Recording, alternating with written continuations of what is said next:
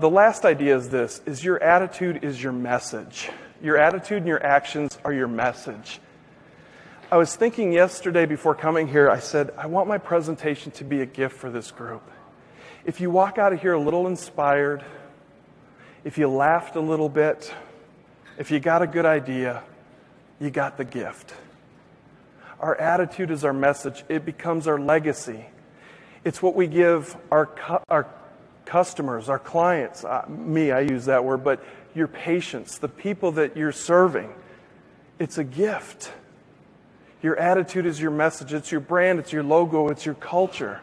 It's what you want it to be. It's what people know about you and what they'll remember about you. Here's what people will remember about me. Many years ago, this guy saw me at a conference and he said, hey, we'd like to have you come speak to our company. But the thing is they only hire really famous people, like real best-selling, not at my mom's garage sale, but they hire really well-known people. And I have no desire to be famous at all. To me, success is how much time I get with my family and being able to barbecue without burning the house down. If you know me, that's all it is. And so I was all excited. And there are days that we want to put our best foot forward. And even on those days that we put our best foot forward, we're going to stumble. Having a positive attitude doesn't stop the junk from happening. It just equips you to handle it better, gives you the mental stamina, clarity, and creativity to deal with it and to move on and to persevere. And so anyways, they hired me and I wanted to make a good impression. So I went to Walmart and I purchased the most expensive luggage they sell at Walmart. And I packed up for this trip. And those luggage guys who put the luggage on the airplane, they can be very aggressive people. And so they threw the luggage on the plane and the zipper on the luggage broke and everything fell out. And so they tried to reassemble it, but they reassembled it with a good sense of humor. Here's what they did. They put the top of the suitcase in first, they put my clothes on second, and they took 4 pairs of Fruit of the Loom underwear, opened them up,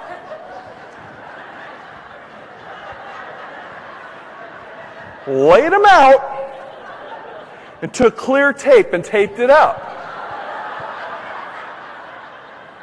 You know what the kicker is? I only packed 3 pair of underwear. I don't know who the 3rd pair or that 4th pair belonged to.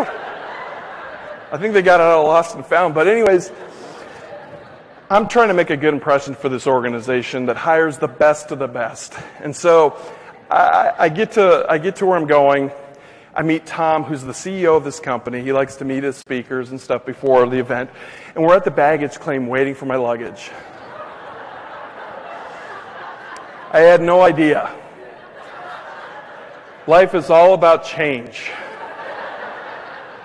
I hear this eruption of laughter, and I'm attracted to laughter. And so I asked somebody, I said, hey, what's going on over there? This guy turned, somebody packed their underwear on the outside of their luggage.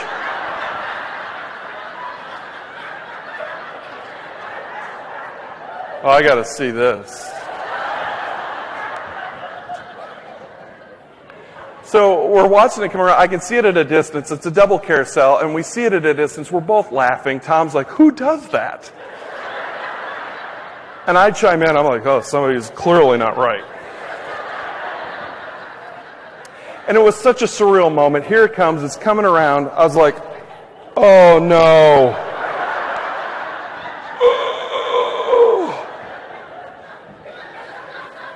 Have you ever had a day like that?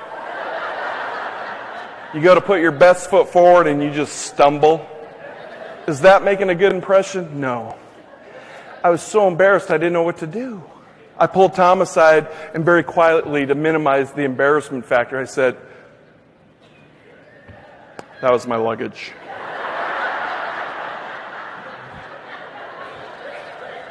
Tom looks at me, he's like, did you do that on purpose?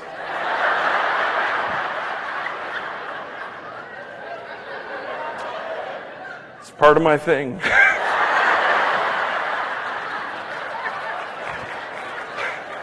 I didn't know what to say.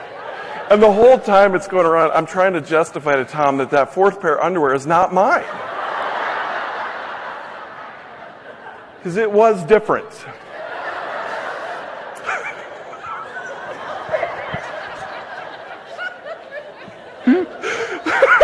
It was so different.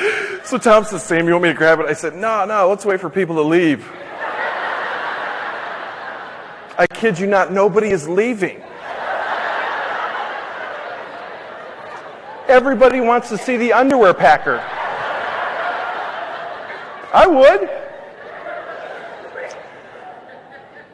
And finally it goes around 8, 9, 10 times. And finally I was like, Tom's like, Sam, we got to go. I was like, oh, man.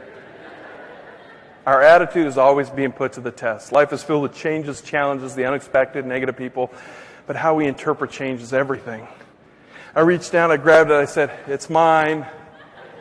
And people started laughing, clapping, and pointing. It was very humbling. And now I have to lift the handle and walk to the airport. That was the worst. We get out to the van, and we're standing outside, and we put it in the back of the van, and we're just looking at it. It's so weird.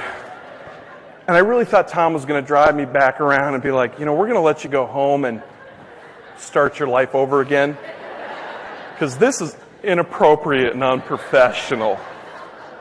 Tom is a guy who believes in positivity. He believes in his people. He believes that when you treat them valuable and you treat them that they'll make a difference, that they will. And Tom was about to share some of that with me. What a great leader. Leaders do that. He looked at me and he says, Sam, I got to tell you, in 20 years of hiring the best speakers on the planet, he says, the reason we hire the best is because I want my people to have the best because I believe they're the best. But he said, today, you gave me the best speech I've ever seen in 20 years. I was like, do explain. And he said, the way you handled that, you didn't throw a temper, you didn't freak out, you weren't negative about it.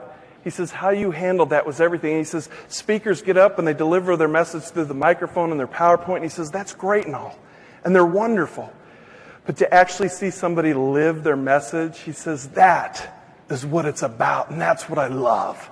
And he says, the way you lived your message today was awesome. He says, you and your weird underwear can come back anytime.